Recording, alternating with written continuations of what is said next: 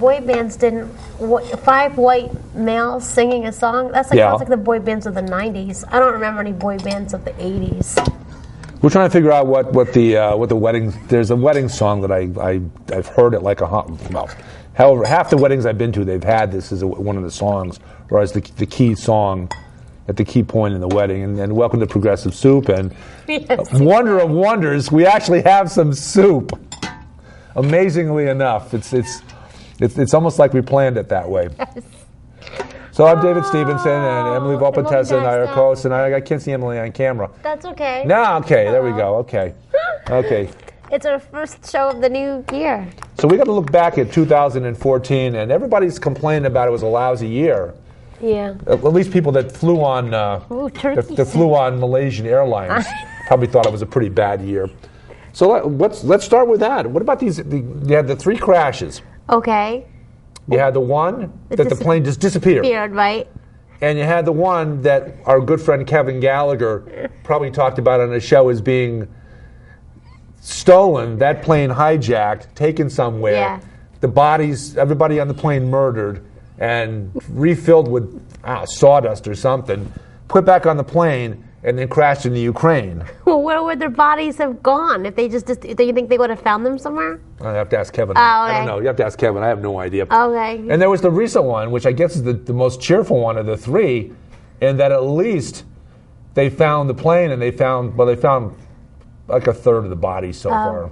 So they've actually found some of the bodies so they can bury them and people can mourn and stuff.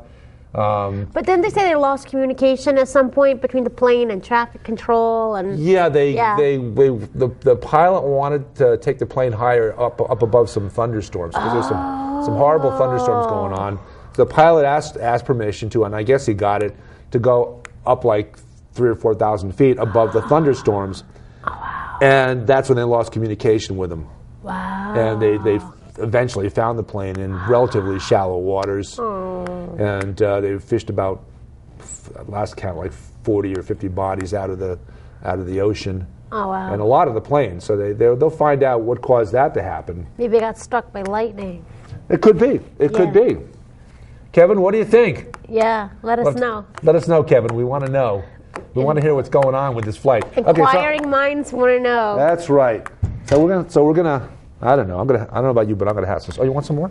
No, this is fine for now. I'll just start. So what's in here? Turkey and potatoes and red beans and barley. Yep. Thank you, Kristen, for making this lovely soup. Thank you, Kristen. Shout out to Kristen. Shout out to Kristen. It's good. Producer of Basil Buddha Cat Presents. Well, okay. Here's a cheerful thought for. Excuse me. Sneeze-a-rama. Thank you. Go on. So here's something we could talk about. Comcast had their awards ceremony, and our show won 2 awards. Progressive Soup won 2 awards. We got the 3rd most new episodes award. And behind Basil Buddha Cat Presents got number 2nd, the 2nd most original shows. And number 1, Mike Toohey, who's been with us on the show. Right, yeah. Mike, who I personally think has maybe the best show on Comcast. It's really great. Wow. Well, it's only the best show on Comcast now because a certain doctor stopped doing his show. That's right, Dr. But Ray. Still, shout out to Mike Toohey. That's right. So Progressive Soup, we won the award for the 3rd most original shows, and we got a 5-year award.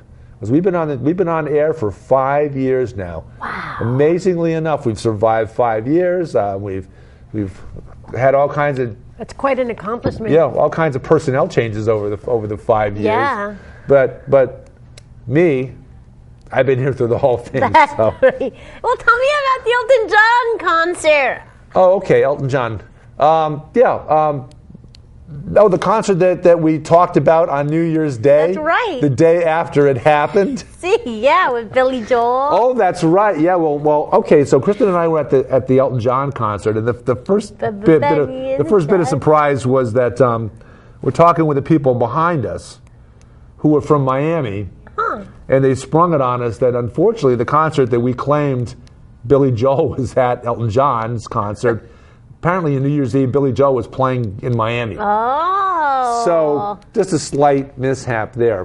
You know, I was in Bethel Food, and they were playing Benny and the Jets. Oh, that's right. That's right. So, I'm like, oh, I had to call David, you know. And I texted you, the song right. from the concert. Yep.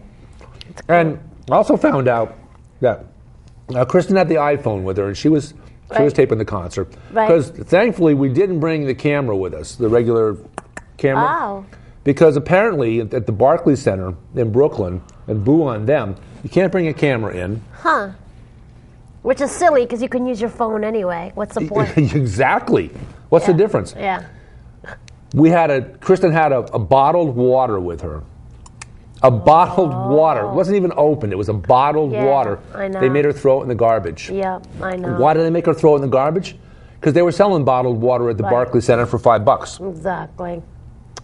So they used to do that when I worked in radio. They'd have these huge outdoor concerts. Mm-hmm. I just thought that was so cruel. You're outside selling beer. People are going to drink, and then they can't get water. And then, so people were like, I guess, somehow filling their water bottles up at the bathroom sink or something. But I'm like, how can you deprive people of water? I think that's just not right. Forcing people to pay $5. And another bad word I'm putting in for the Barclays Center. Yeah. I'll compare it to Madison Square Garden, and very unfavorably, because the Madison Square Garden, which holds probably a few more seats, right? I think Madison Square Garden is about 19,000, and Barclays Center is about 17,000. But in Madison Square Garden, apparently the rows go up at a very small slope from the wherever whether you're there for a hockey game or a basketball game or a concert. Like amphitheater seating, kind of? There you go. Thank you. Amphitheater type seating. Right. Barclays Center, it was like this. It was like that. You had to climb up. It was like climbing Mount Everest to get to your seats. And on the way out at 12:30, because we left, there were still a lot of people there at 12:30, and Elton John was mopping up and getting ready to go. Right. So we're walking along past these people that were in the seats, and the seats, by the way, were pretty small too. And we just about fell over onto the people ahead of us, because the seats ahead of us were pretty much at like knee height to us when we were standing up. Wow. So it was, and we were further away. I guarantee you, we were in the same seats in Madison Square Garden. Would have been a lot closer to the stage, because we were like this, and we were looking way down at Elton John. And they had a big screen behind him, so you could watch him on TV while you were watching him. But it was just, I don't know. I just didn't like the Barclays Center. Even if you give us a corporate sponsorship, we still don't like you, Barclays Center. Fie on you. So. Fie on you. Fie on you, Barclays Center. Okay. I get Shakespearean for a moment. Oh. So. Thumb my nose at you. Oh. There you go. Fie on you, Barclays Center. So we talked about the plane crashes. Yep, three plane crashes. The plane that disappeared that they think might have been hit in Afghanistan, and that might have been no one ever found out really what happened to that plane, but they think they hit it somewhere. I think I saw it in Kevin Gallagher's backyard. Oh, it's possible. That might be where they were prepping the bodies for the trip back to Ukraine. Oh, what happened in the Ukraine? Oh, there was a plane that crashed in the Ukraine. Oh, we didn't talk about that one. Yeah. There was a one that during the thunderstorm went up and then crashed in shallow water. The middle one was the first plane apparently refilled with corpses. Oh. Put on automatic pilot and flown back over and made the crash in the Ukraine. So as to make the Russians look bad, make it look like the Russians had actually shot it down. Interesting. Which apparently they did. Although the Russians claim it was the other guys. It was the Ukrainian nationalists that shot it down. So everybody's blaming everybody else. Of course. For this plane full of corpses stuffed with sawdust that landed.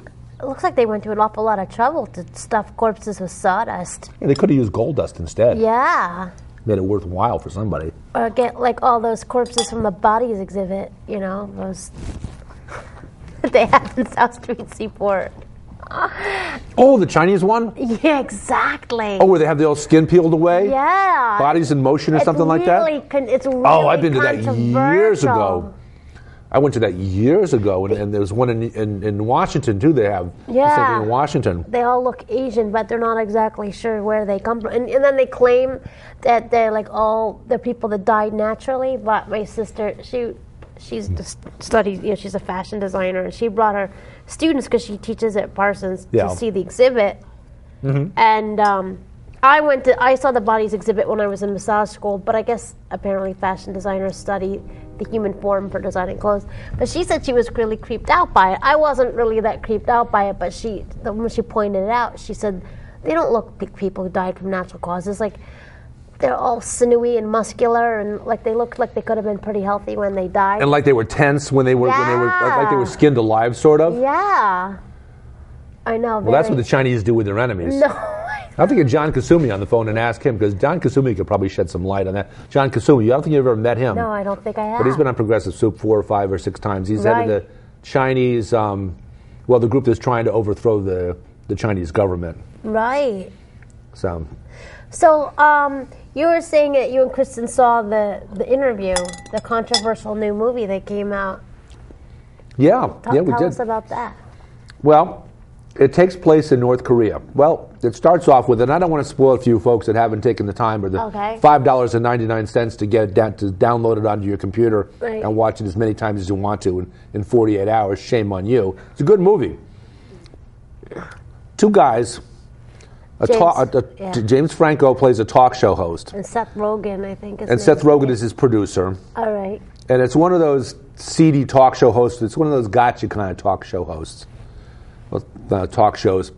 Matter of fact, for you Eminem fans out there, close your ears, because one of the interviews that he has during the beginning of the movie is an interview with a fellow by the name of Marshall Mather, Eminem.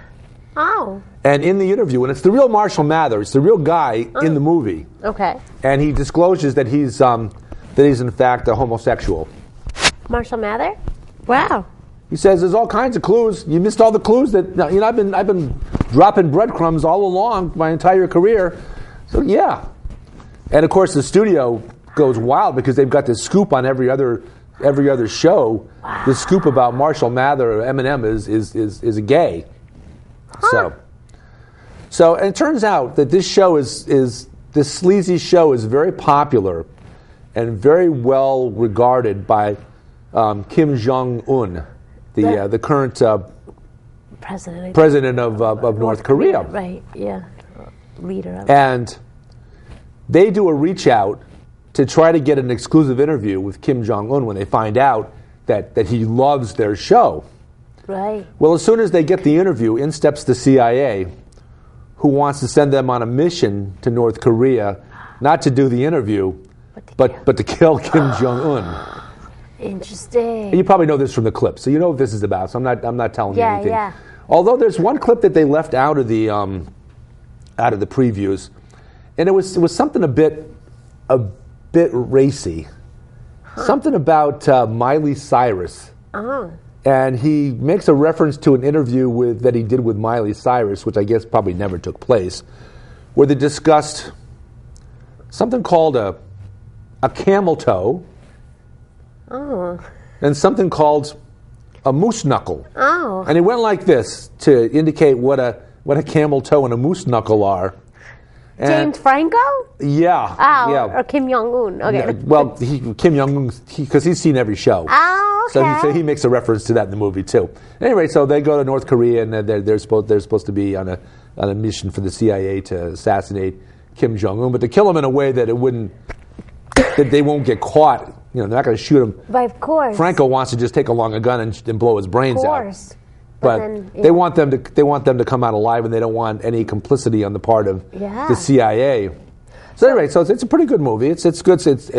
We saw the clips, and I said to myself, whenever you see clips for a movie, and you see 15 seconds of a movie, that's probably the best 15 seconds of the entire film. Right. It usually is. This film is the exception. This film was rollicky.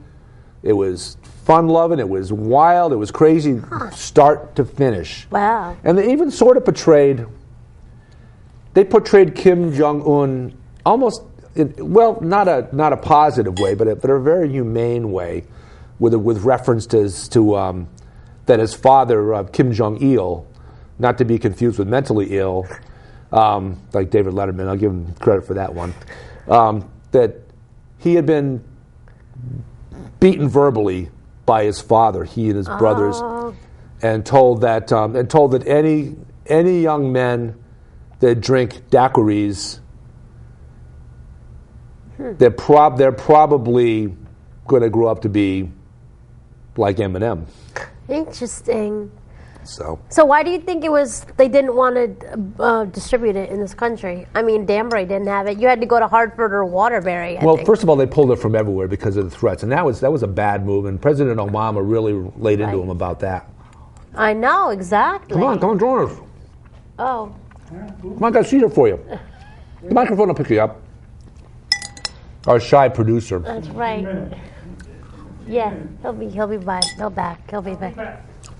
So they canceled it out. And Right. President Obama kind of laid into Sony Pictures saying that you can't capitulate to terrorists Right, exactly. or to rats because then everybody would be threatening everybody. No, I know. It's So true. they about-faced, and they released it in 300 Right. kind of artsy theaters in America. And the closest one was in Waterbury, and the next closest one was in Hartford. Right, yeah. So, but they also released it over the internet. Right. You can stream it. You can stream it down into the computer, and you can still do it. Yeah. $5.99. You can have 10 or 15 people watching this on your computer or on your TV screen for $5.99. How's that for a deal? Yeah. And it's a great movie. And when you make something so controversial, I mean, it's going to make people want to see it even more. Oh, yeah, definitely. I'm sure more people watch it than would have watched it if the Koreans hadn't been stupid. So I'm sure that the publicity, they loved the publicity, even if it was, you know. I think they lost a lot of money in the short run because they didn't go out into thousands of theaters on Christmas Day. But more people are probably talking about it than would have been if. And ultimately, probably more people will see it, albeit at $5.99 to watch. Right. Yeah, exactly. So it ended up being actually. And you said it's good too. Oh my God! Yes, it's a terrific movie. Yeah. I was very surprised at how good it was because I don't usually like those kind of movies, those kind of dorky kind of movies. Right. Yeah. With all the references to stuff like camel toe and moose knuckle. Yeah. And all the other stuff. I saw Into the Woods. Roberta, what the hell is a camel toe? What's a moose knuckle? It's an appendage. An appendage, huh? I don't know really what it is, but okay. A reference to something. Well, let's leave it at that. Let's leave it at that. You mean a taint with a taint? Taint with a taint. Okay. So what's happening? We're all getting embarrassed here talking about what we maybe don't even know what we're talking about. Yeah. Or we might have some idea. Well, I saw Into the audience will have to tell us. What does that mean? Call in. I'm not in the picture. Let us slide over, Emily. You have to lean forward. Slide over, Emily. You're not even on microphone. There you go. Now you're in the now you're in the shot. There you Let me go. get close at Emily. We don't know if you can hear him. I should move my microphone so we could share. That's all right. I'll talk loud. All right. He's got a voice. You can't miss his voice. It's true. His voice and my voice are just loud, loud and robust voices. Robust. I like that word. Robust. Like the soup. Robusto. Well, I was saying I saw Into the Woods. Yeah. See, that's a Who's that with? Isn't that an animated movie? It's a musical. It's a Stephen Sondheim musical. Okay. And as Tell us about it. I didn't see it. Well, it's based on it's a musical, which I just said. Okay. You take all the Grimm's Brothers fairy tales. Yeah. That's like I don't know who did Jack and the Beanstalk. I don't know if it's Grimm's Brothers, but anyway, he mixes up all the. Yeah, those are all Grimm's fairy tales. He mixes up all the fairy tales, and then what would happen if the characters all kind of cross reference into other stories. Yeah, it's interesting. That's cool. Yeah. The superheroes of Yeah, fairy tales. exactly. Yeah. Nice. Did you like it? I did like it. Yeah, I did. So would you give it a thumbs up? I'd give it 2 thumbs up. 2 thumbs up. I would. That's a good idea. Movie reviews. We could do movie. Now I'm talking away from my. Now we're gonna do 2 shows, so we got plenty to talk about for 2 shows. Let's just. I like the movie review idea. Let's translate over a little bit into into pop culture.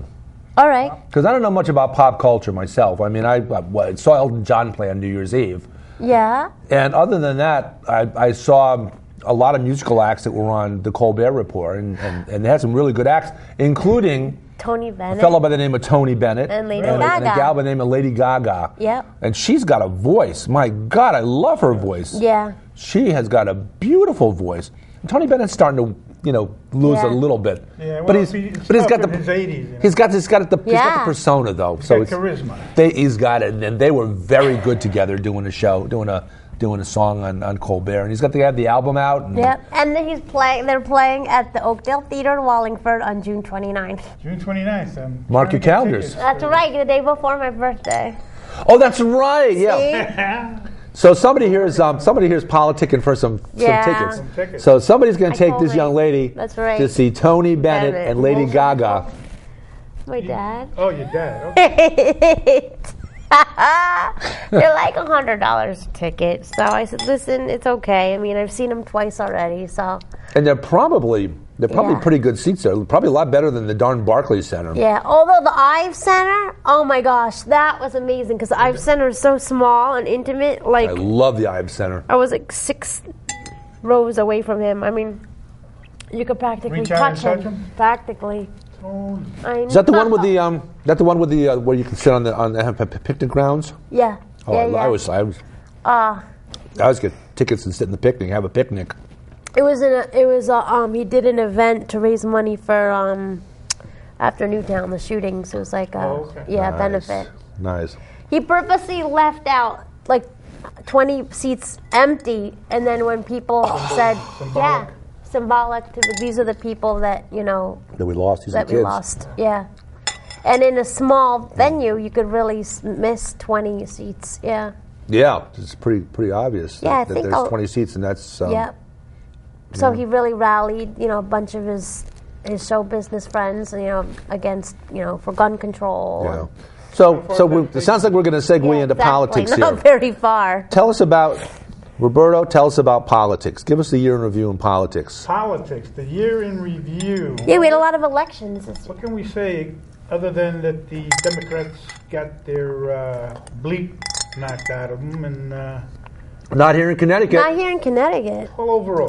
Okay, not Right. in Connecticut because we are a more progressive state and we worked harder, as many people would have said. If the other Democrats across the country had worked a little harder and maybe even invited the president to visit, because they were so afraid that being next to him would create such a, oh, we won't vote for you. And the Republicans. Guess what? They didn't vote for you anyway. And two bad things happened. Number one, the Republicans tarred, for instance, in Louisiana, Mary Landrieu, they tarred her with President Obama anyway.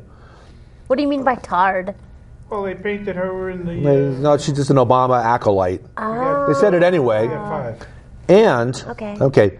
And on top of that, all the people that would have turned out and voted for the more progressive candidates, they were disgusted by the fact that the person they would have voted for wouldn't even have our president come be with them. Right. And so a lot of people, the turnout was very poor. We I was surprised by. I think we made reference in the previous show something about Old white man. these are the votes. These are the votes in 2014. Old men's toenails. And in the case of 2014, it was old white men's toenails. Toenails. That's pretty much who turned out in droves. Were you surprised about the Wisconsin election with The Governor Scott, what's his name? Wilson or? Something like that. Well, Wisconsin was. Wisconsin's a noted progressive state. You're right. Yeah. Now he's been elected twice. Yeah, and he passed a recall vote in between all Right, that. and he pretty much went after the unions big time, which you would have expected a little more pushback from unions. The and union supporters like me. And it didn't work. It didn't work. So That's too bad. A lot of unions in Wisconsin, yeah. Scott Walker. Walker, that's the guy. I remember his name is Scott Walker because he's got a cousin named Street. Oh, No relation to Luke Walker. No, Luke Skywalker. no Luke Skywalker, but definitely maybe he's got a clone named Street. What can we expect though from the newly elected Republican Well, here's the thing. Not repugnant Republicans. The Republicans. The fucking game. Well, here's the thing. I saw a T-shirt the other day, and on the T-shirt, on the front of it said, "The Republicans spent $4 billion on 9 Senate seats," and on the back it says, "And President Obama spent 59 cents on a veto pen." There you go. They can't get anything by him. Yeah. They'll never get enough votes to override a veto, Well, Mitch McConnell says he wants to work with the president. as long as the president does exactly what he wants him to do.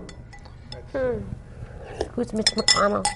He becomes the new He's the new head of the Senate. He's the new leader of the Senate. he's the new Harry Reid. Okay. Poor Harry Reid. And he hurt himself Yeah. exercising on his New Year's resolution he was going to exercise on.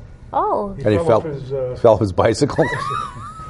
Oh, what are your New Year's resolutions, David? As we come to a conclusion. Another year on Progressive Soup. All right. I also want to have, and this is a reach out to you, Basil Budakat. I want some recognition. I want to be called more than your, what does he call me? His flunky? His Owner? flunky? Protege. Oh yeah, there you go. It's a co-host, interpreter, co-host, and chief gopher. Okay. I'm tired of being a gopher for that cat. Speaking of gopher, I got to go for the... Gopher. All right. I'll see you later. Thanks, Rebecca. Okay. Ciao. Ciao, ciao. But wait, my New Year's Yeah. isn't Basil dead, by the way, or is he alive? Oh, that remains to be seen. Well, I'll tell you what, and we got to hand it out to Marty Heiser again, because Yeah. Marty always gets credit for this, because after a couple years on the air, Marty came to visit Basil's show. Oh. And Marty was actually the one that let us know. We had no idea Basil was dead. We just thought he wasn't eating, Right, or wasn't right. drinking, or wasn't. Right.